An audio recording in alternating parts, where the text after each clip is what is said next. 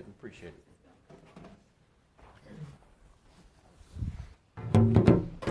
Autographed version. Oh. Alrighty. Appreciate it though, Dave. Thank you. Alright, if you have your Bibles, let's turn to Hebrews chapter 11. Again, that's Hebrews chapter 11. And we will conclude, Lord willing, if we finish tonight, we should conclude our study in what I've called Examples of the Life of Faith, which is Hebrews chapter 11. And if you're using the handout, it's Roman numeral 8. You don't have to have it. That was just sort of the breakout that we've been using. And it's if you are using it to take notes, it's the people of faith. It's the last one, last Roman numeral. If you are taking notes, though, either way, I will tell you tonight what we're going to do is we'll do a brief review of what we've covered in the chapter, which is essentially the 31 verses.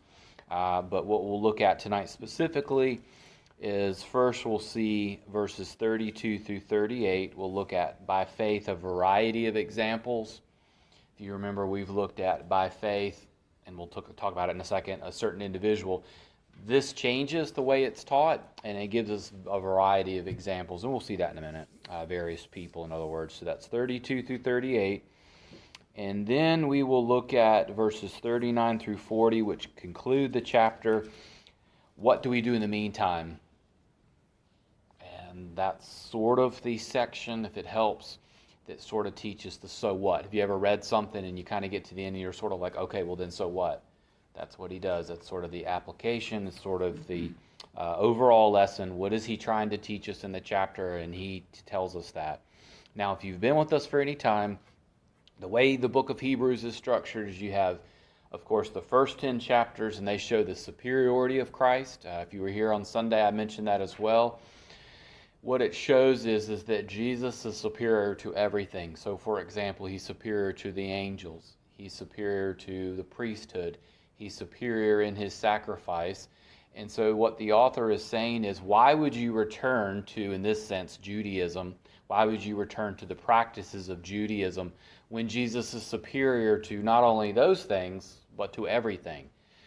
They're under a lot of persecution. They're struggling for their faith. And so what chapter 11 is doing is it's saying, here's an example, and here's another example. In other words, here's this long litany of people who are faithful in the Old Testament, and they're supposed to encourage us to keep going. So, for example, I use this, and I know I've used this several times. Joe was a man of faith. Let me show you where Joe gave an example of faithfulness in his life. So these aren't biographical, but they're picking out one particular thing. If you've been with us, you know verses 4 through 31, we've covered a good bit of the early part of the Old Testament. The first three examples, Abel, Enoch, and Noah, that's the pre-patriarchal period. You remember we've covered that. They were faithful in various ways there. Then we covered the patriarchal period. That's Abraham, Sarah, Isaac, Jacob, and Joseph. And so that covers essentially what book would those individuals be in? Genesis. And I want you to kind of see where the author's going in a minute here. So we've seen that. Now then we moved into two parts where we looked at Moses. Most people know Moses, and we looked at two parts related to Moses. It starts with his parents' faith, and then we saw, for instance, he gave up all those things, those privileges, those rights. He could have stayed, if you will, in the Pharaoh's house in Egypt, remember? And he basically gave those up. He was more future-oriented. Then we saw in part 2 that he didn't fear Pharaoh, but he trusted God. He trusted God to provide provision, and that's where we have the Jewish Passover from. If you remember the 10th plague, we looked at that. And then also the parting of the Red Sea. Remember that one was they had fled Egypt to pursue the promised land, to be delivered from there. But then they ran into what? What was before them? The Red Sea. And what was behind them was Pharaoh's army. They had to trust God to deliver them, and of course he did. Last week we looked at essentially one topic that had two functions to it. You remember it was Jericho, remember? The Jericho, and that is in verse 30. By faith the walls of Jericho fell down. Now, that one, if you remember, was curious because God asked him to do something strange to take the city over, doesn't he? Strange in a respectful way. In other words, what I mean is he didn't say go in there and blow them up with M50, with all these weapons. What did he ask them to do? Yeah, march around, right? The first one was to march around once, then they had to wait and wait, so days and days, and then finally, after doing that for 6 days, on the seventh day, they were saying, could you find an easier way, Lord? But he said, no, on the seventh day, then you're going to walk around 7 times and then blow what? Yeah, and then what happens? Yeah, and they shout, and then but isn't that, let me ask you this again, isn't that sort of an unusual request? Meaning, that's not how we would do things, would it? You have to have a certain amount of faith to trust God to do the extraordinary when he asks you, doesn't it? And that was sort of the point. And then we saw the one person who was in there in particular that stood out, Rahab. And Rahab was associated with Jericho. You remember, she was a sinner. She was a very unlikely person, but she was still faithful. And we saw some of those descriptions in those verses where she has this extraordinary concept of who God is. And what happens, of course, God receives sinners, doesn't he? And he does. There are sinners who are in the hall of faith. And that's all of them, right? It's just they vary in what their sin was, in other words. So I think sometimes we get hung up on, does God receive sinners? Are there sinners in the kingdom of God? Are there sinners in heaven?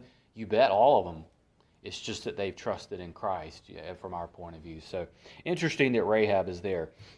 Now, tonight we're going to look at, like I said, the ending of it. And this is interesting the way he ends this, because these have been very specific examples.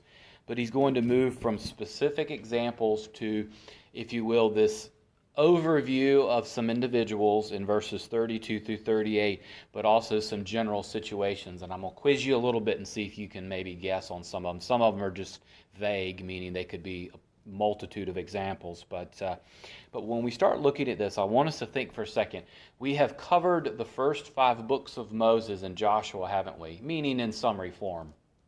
We've covered, of course, Exodus and all those. We've got up to Joshua. But I want us to read, I want to see if someone will read 32 through 35 for me. And we're going to look at, these are examples where faith was triumphal. In other words, it was victorious faith. And then we'll see the opposite side of that later. But would someone read 32 through 35 for me? 32 through 35? Yeah. I'll do that. And what more shall I say?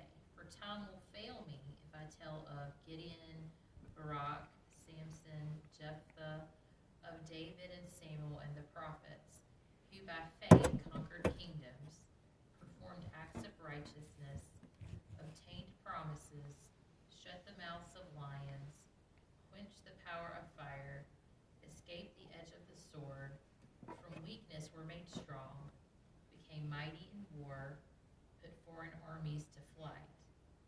Women received back their dead by resurrection, and others were tortured, not accepting their release, so that they might obtain a better resurrection. Okay, yep, that's good. So what I want us to see here is the way he's doing this, 2 things in particular to note. First thing is these are examples of faith that was triumphal, meaning they triumphed in their faith. They were victorious. They weren't facing something that we'll see the flip side of that in a few minutes. Now, let me ask you this. I'm not trying to trick you by any means, but I want you to see what the author is doing. Now, in verse 32, Gideon, Barak, Samson, and Japheth, what book of the Bible do they all come from? Judges. Yep. You see what he's doing? So he's covered the, if you will, books of Moses in summary form. Then last week we saw where he showed what? Joshua. Now he's showing what? Judges. And he just says, look, if you go read the book of Judges, in effect, you'll find examples. So you notice this one's a little different, isn't it? He doesn't say Gideon was faithful here. He just sort of is summarizing. If you notice how he starts off and he says, what more can I say? It's like the pastor who says it's time to end the message and then it goes on for 30 minutes. You ever been there for that? That's sort of the idea. What more can I say? And so what he does is he's sort of drawing his argument to an end. He says, look, if you go to the book of Judges, you'll find Gideon, Barak, Samson, and Japheth. Now you'll also see where he says in verse 32, David and Samuel. Now what books of the Bible would we find them in, just roughly? Yeah. Yeah, I was going to say Chronicles as well, right? So you... Right. So if you start thinking about it, you see what he's doing is, in effect, now what does he say? He says, not only can you look at the Pentateuch, not only can you look at Judges, you can look at Joshua, you can look at 1st, 2nd Samuel, you can look at 1st and 2nd Kings, you can look at 1st and 2nd Chronicles. And to your point, I mean, do you understand what he's getting at? He's drawing his argument to basically kind of crescendo something in a second here. But then you'll notice how he includes the prophets, okay? At the end of verse 32. There's two types of prophets, and when I say this, it'll make more sense when I clarify it. There's two types of prophets in view here. There are prophets who wrote, and then prophets who didn't write. Who are some of the prophets who wrote? Yeah, it's not a trick question. It's Isaiah, Jeremiah. Next week, we're going to start looking at one of them, Habakkuk. We're going to go through that starting next week. He's a prophet. But you also have prophets that are non-writing prophets, and that's just the way I'm distinguishing them. So if you notice there, he's pretty much covering a large sweep of the Old Testament after you get past Joshua, isn't he? I mean, he's got their Judges, 1st and 2nd Samuel, Kings, Chronicles. I agree with Sue. You've even got the examples of, examples where David wrote a lot of the Psalms. You've got the prophets. The prophets encompass a lot of the rest of what we're looking at. When the Jews divided up the Bible, they didn't divide it up quite the way we do as well there. But let's look at some of the things that they do. Notice verse 33. So these are general, some of them, and then I'm going to kind of not quiz you on these, but give you some of these that we could probably narrow down. The first three you see are, they're sort of, I'm not saying they're vague, but they're less specific. So they overcame kingdoms. And we know that if you read the Old Testament, that's true. They performed acts of righteousness. Again, these are general. And then, of course, they obtained promises. So they did receive some of the promises of God. I want you to remember that because towards the end, there's a distinction here, okay? And we'll get to that in a minute. So they did. But notice when we were reading that at the end of verse 33, can you think of any examples in the Old Testament where lions' mouths were shut? What do you think of? Yeah, most people think of Daniel. Do you know that you could think of two other ones too? Go ahead. Yeah, exactly. Yeah, David, I'll give this to you. It's 1 Samuel 17:34. I think he has in mind probably Daniel. Daniel's the obvious one, but I'm going to give you two other ones that are kind of interesting. Do you know who the man was in the Old Testament that wrestled and defeated one? Somebody. That's a lot, yeah. And then you also have Samson. Remember Samson? I know Samson's was more of yeah, but you get the point. So, but yeah, I mean, I do believe that he's speaking there, obviously more specifically of Daniel, meaning with what we saw in church recently in the morning service there. But there are other individuals who have done some types of things like that, and so this is showing faith. And if you think of, let's use the Daniel 6 example in the lion's den, was that an example of faith or luck? I mean, that is a big example of faith. We saw that on Sunday morning, right? I mean, he trusted God. What could he have done? He could have denied and whatever and hid his faith. You remember that example. The example of testing was, look, for 30 days don't worship God, right? And he says, no, I'm going to worship God during that period of time, and come what may, come what may. And it did, didn't it? I mean, he was thrown in there to the lions, and God delivered him. So these are examples of faith that was triumphant. What about quench the power of fire? What would you think of with that one? Anybody guess what? Someone who overcame a fiery situation? Yeah, that was the one I thought. Daniel 3 is an example of that as well. I want you to turn with me for this one, escaped the sword. There's actually two, but let's just look at one. 1 Kings 19. In just a minute, I'm going to show you what his point is. He's trying to drive home a point here, and it'll become obvious soon. And actually, Paul will speak of it as well. And these would be the non-writing prophets. And what I mean by that is these are prophets that were prophets of God, but they don't have books that they wrote, meaning. But Elijah in 1 Kings chapter 19, I'm just going to read this one here. Now Ahab told Jezebel all that Elijah had done and how he had killed all the prophets with the sword. Now, does Jezebel kill all of the Lord's prophets? No, I mean, she does kill some of them, but of course we know Elijah escapes, if you will. We also know that Elisha, do you ever get those mixed up? Okay, I don't know if this will help, but they're basically spelled the same. J comes before S. Right. Yeah, that's an easy way to remember it. Elisha, 2 Kings 6:31, of course, we'll see there, if you were to turn there, that they escape, both of them escape the slaying that was going to happen there. So that's 2 Kings 6:31. Then he said, "May God do so to me, and more also, if the head of Elisha remains on him today." And of course, he did survive that. So those are just two examples of escaping the sword. Elijah, 1 Kings 19, 1 through 3. And then Elisha, 2 Kings 6:31. So that's just the way to remember it. J comes before S. That's the easy way. What about raised from the dead? Are there any examples in the Old Testament where, and this one is specific, where women, and this is from verse 35, where women received back loved ones who died? Elisha raised the widow's son. Yep. So that's exactly right. That's in, if you want this, the reference, it's 1 Kings 17, 7 through 24. So what you see there is these are examples of where faith was triumphal. In other words, it was victorious. People were faithful. They endured whatever came along, and God delivered them. In other words, they were faithful. So you look at those. They overcame kingdoms, that group of people there in the Old Testament. They performed acts of righteousness, received God's promises, some of them. They escaped the lions, they escaped fire, the sword, even had people who were raised from the dead, and that was the specific one was related to, as Sue said, with Elijah. She raised that dead son, or Elijah raised the son. What I want us to see, though, is that the Old Testament is filled with a variety of people that were faithful. That's essentially his point. He's shown you some specific ones. The pre-patriarchal, the patriarchal, Moses, we've seen Jericho. But what is it that he's sort of driving home here? He's saying that, look, if you were to pick up the Old Testament, you're going to find this wide assortment, this variety of people who were faithful, and God delivered them.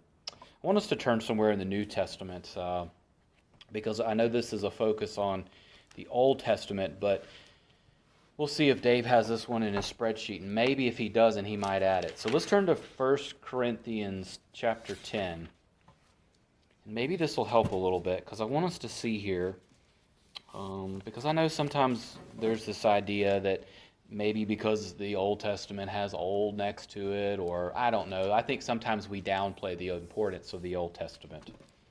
And I want you to see where in Hebrews, obviously that's not the case. But here in 1 Corinthians 10, Paul's basically telling the church at Corinth, and us by extension, to avoid the mistakes that Israel has made.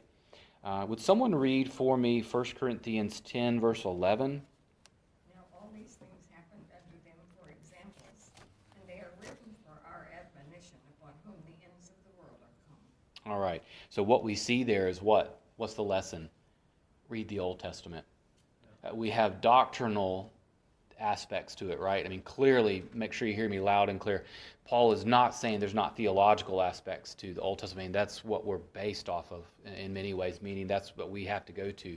A lot of times the Old Testament has given us theology on who Jesus is. But what Paul is also saying equally, though, is that not only do we go to the Old Testament for doctrine, but we go to the Old Testament for examples. Why is that? Because we fall prey, just as the church, to the same problems. We fall short just like the Israelites do. And we can go back and look at those examples. How many of you have ever done a character study of an Old Testament person? You've done exactly what Paul's talking about here. And his point is, read the Old Testament, not just simply theologically, even though that's where we need to, but also because there's a lot of examples there, and those are given to us. Did you have something, Dave? Yeah, Romans 15:4, for whatever was written in earlier times was written for our instruction. Yep. That through perseverance and encouragement of the scriptures we might have hope. Yep. Both of those were one memorization verses. Yep. And I will tell you, I think it's a shame because a lot of times I do think that sometimes especially in the church, we can focus too much. Don't misunderstand what I'm saying. Too much on the New Testament and exclude the Old Testament, and you really end up with a bad view of the Bible if you do that. But the point is there, I want us to see, is that there's a need for study, not just theologically of the Old Testament, but they give us a lot of good examples, because I'll be honest with you, the church makes the same mistakes in many ways that the Israelites do. We just have become arrogant thinking that we don't. But let's move on. So let's go back here to Hebrews 11, and we'll kind of sum up the ending of this in verses. It's really in 35 as well, but would someone want to read these last verses? They're 37 through 38 for me. These are going to be trials that faithful people encountered, but it didn't turn out well. So do you understand? It's the flip side of what we just read. Would someone want to read 37 through 36 through 38 for me? And others experienced mockings and scourgings, yes, also chains and imprisonment. They were stoned, they were sawn in two, they were tempted, they were put to death with the sword. They went about in sheepskins and goatskins, being destitute, afflicted, ill-treated. He said 38 too, right? Yes, please. Men of whom the world was not worthy, wandering in deserts and mountains and caves and holes in the ground. All right, thank you, Dave. So you notice there's a difference there, isn't it? So in those other verses that are more, they decreasingly get more general, they all overcame, in other words, the situation. But if you notice in verses 36, and you see it a little bit in verse 35 as well, but 36 through where Dave ended in 38, you notice how he uses the word others and they. It's just very general. But what you see there is they were tortured, mocked, scourged, imprisoned, stoned. I mean, that doesn't sound like triumphal faith, does it? From the world standpoint. We'll get to that in a second. I want to give you a little bit of a trivia here. I know Dave likes trivia, and I'm thinking that Gary probably knows this one too. Do you know who was in Jewish tradition the prophet who was thought to have been sawn in two? I know everybody's starting on. Some people. Isaiah. Yeah. I'm not suggesting that that's who that is, but it is kind of interesting though, because Jewish tradition is Isaiah. In my Bible here. Yeah, Jewish tradition is that the prophet Isaiah was sawn in two. The Old Testament had martyrs. The church history is filled with martyrs, isn't it? And so what does that draw us to? Notice verse 38, he brings in the world. From the world's viewpoint, martyrdom doesn't make sense, does it? If we were honest with ourselves, we would think, gosh, why in the world would you die for your faith? Have you ever known or encountered somebody thinking that? And maybe it's a normal thought. Why would you give up your faith? Why would you die for what you believed in? But you'll notice here that most of the world would see these people as failures, wouldn't they? If we were honest with ourselves, most people, especially in the world, would say, look, why is that? The world's view of things is different than God's. The Lord's view of things is that these were individuals who were faithful unto death, that they even were martyrs. Look, the Lord may deliver, but he may not. But they are listed here as faithful, not as failures. He doesn't say this is the hall of failures. This is the hall of faith. And these people, they were faithful unto death, and you see that in the book of Revelation as well. Be faithful unto death, and I'll give you the crown of life. And so what you see here is this example here is of those who endure trials, and they remain faithful in them. I think that sometimes we have a wrong view of trials. I think some of that comes from bad doctrine, and I also think that comes from a worldly viewpoint. And what do I mean by that? I want you to turn to James. So all you got to do is turn over a few pages. And I'm going to step on some toes here. So buckle up, Dave. No. But I just want us to remember something. I want us to have the right view of what trials are for. How many of us have had trials in life? How many of us will continue to have them? Does that mean that you have a shortage of faith? No, not necessarily. God could be doing a variety of things. I want to read in James chapter 1. I'm going to read verses 2 through 4, and then I'm going to read verse 12. I just want you to either listen or you can follow along. But what you see here is the testing of faith and trials and what God does with them, or at least can. Consider it all joy. Notice? Be joyful, right, Dave? Right. Dave knows where I'm going with this, and he's squirming.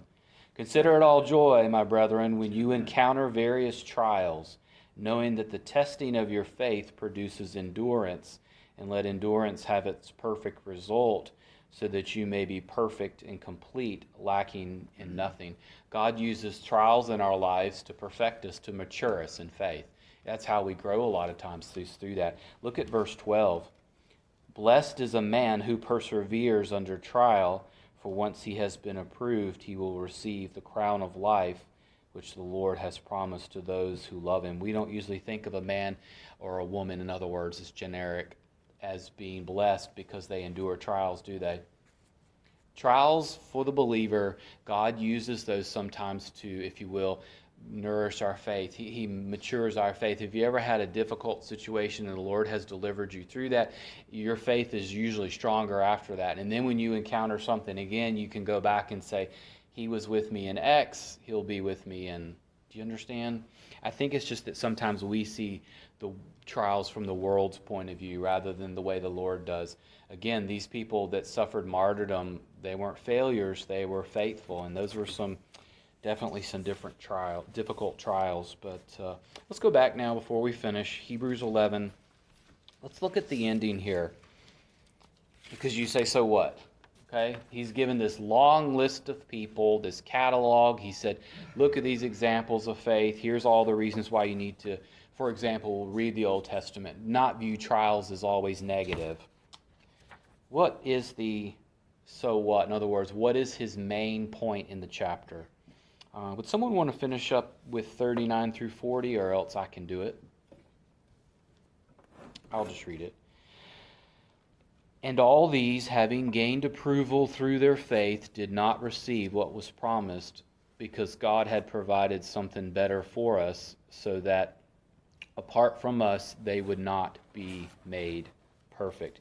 You notice that they had approval, that their testimony was approved. Go back and look at verse 13 of the same chapter. I talked about this earlier on. All these died in faith, and they didn't receive what God had promised. Let me explain this, and maybe this will help. In the Old Testament, what was one thing in particular that they were looking for the coming of? Okay? And that's a simple one, isn't it? And the answer is either yes or no. Did the Messiah come in the Old Testament? Did they see that promise fulfilled? Did they waver in their faith? No. That's what he's saying. He's saying, look, all these people, they did not receive the fulfillment of all that God had promised. Yeah, they had promises along the way. They saw where God was faithful to them. In other words, as they were faithful, God was faithful. He delivered them. You and I, what do? We look back and we can see where that Messiah came, right? The first time. And what did he do? Well, he died on the cross. He paid the penalty for sin. He rose again. And then by faith, we trust in him and we have eternal life. But God still has promises that are future.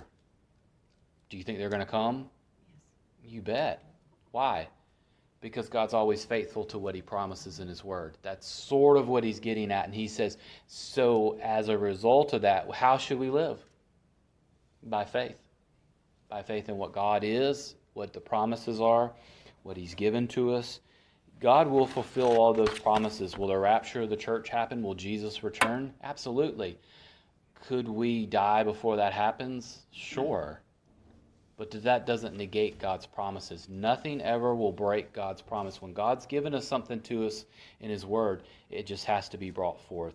I'll give you some time in a minute to ask some questions or make comments, but I've quoted from David Levy a few times in his commentary, and he does a really good job of summarizing this, but telling us sort of what we can do with it from it. He says, Hebrews 11 illustrates how men and women in ages past exercised great faith despite their circumstances and were triumphant. We should emulate their faith and, like them, be patient with endurance, stand firm in our commitment to the Lord no matter the cost. It's a good way to sum it up. That's kind of his point. And that's what I want us to get away from this and to take away from this is that the Old Testament gives us plenty of examples of people that lived faithfully. God delivered in some cases. Other times they were martyred or suffered difficulties. But in the end, God's always good on his word, and we can believe it, trust it, and so we can live by faith by it. Comments, questions on it? I wanted to give you some time before, because I know this is the last of the studies on Hebrews, but does anybody have anything they'd like to add or questions or clarification? Sue, did you have something? Verse 40, that they were promised should not be made complete. What does that mean? Which one? Oh, so because Good question. I had the same one.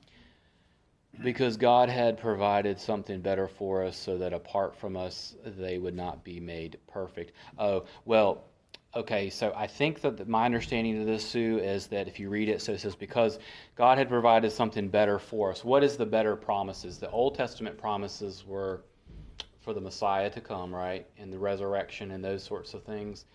They didn't see those, but it says so that apart from us, in other words, apart from the Messiah coming and those future promises will be what make people perfect. That's the way I interpret it. In other words, I think what he's pointing to is the promises that are still future. Does that make sense? That's the way I read it. It is a little tricky the way he writes that, but I think that what he's saying is so apart from us, meaning apart from the faith that is being exhibited in the New Covenant, the New Testament period. I don't want to use the word as incomplete, but I guess what I would say to you, Sue, is the Old Testament is in some ways incomplete. Do you know what I'm trying to say? Meaning all of God's promises weren't fulfilled there. It takes the Old Testament, it takes the New Testament and the promises given in the New Testament for those to be fulfilled. In other words, to everything to be fully complete. That's the way I read it. Does that help or make sense? That's kind of the way I take it. Because if you notice, he says so that apart from us, they wouldn't be made complete. So what would be the us? Who is the us? The us would be the believers that he's writing to, right? So apart from those promises and them living out faithfully, there's sort of this incompleteness. In other words, God didn't fulfill all of his promises just in the Old Testament. Does that make sense? I don't know if I'm helping you or not. Am I confusing you? Okay. It's a tricky verse, but that's the way I take it.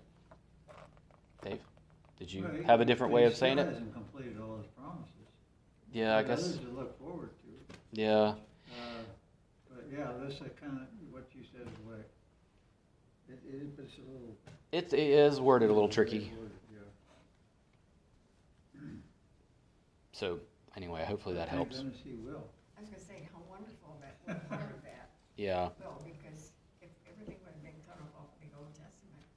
That's I always get really uncomfortable saying it's incomplete because I don't want somebody to think I'm misstating that. But the promises that we have in the New Testament as part of the bride of Christ and all that kind of stuff.